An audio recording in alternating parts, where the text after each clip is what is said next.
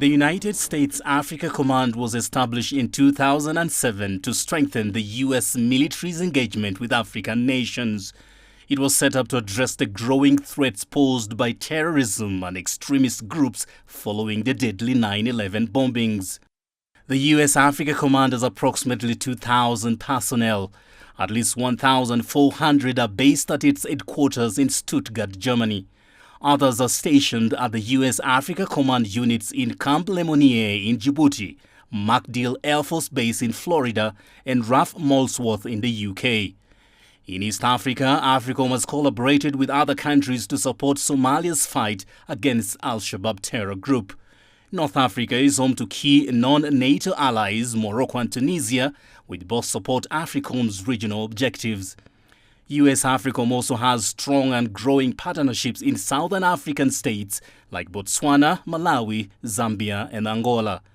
Security cooperation programs have largely focused on leadership and education.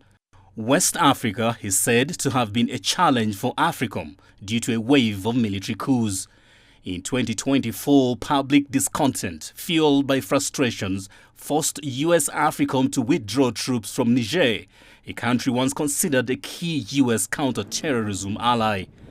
After taking power in military takeovers, the new leaders in Niger and the neighboring nations of Mali and Burkina Faso instead opted to step up their security cooperation with Russia.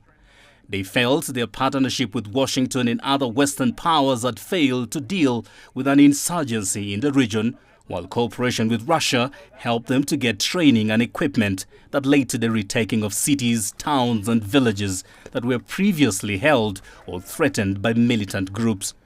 Insecurity in the Sahel, however, remains a challenge. Despite the U.S. spending billions of dollars in security assistance to several countries in Africa, terror groups like Al-Shabaab and ISIS-Sahel still pose a threat to governments. Critics seem to suggest that AFRICOM's operations have not yielded the expected results given the weapons and technology at the command's disposal.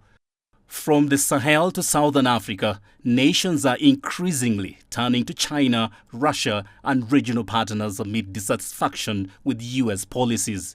Since its inception, the United States Africa Command has faced mixed reactions across the continent.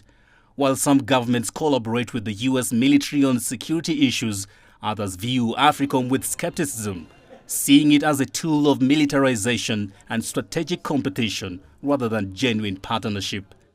Critics say that if things remain unchanged and AFRICOM does not alter course, more African countries could end up reviewing this state of affairs, with many opting to increase their cooperation with countries they genuinely believe could make a difference in improving their security and stability.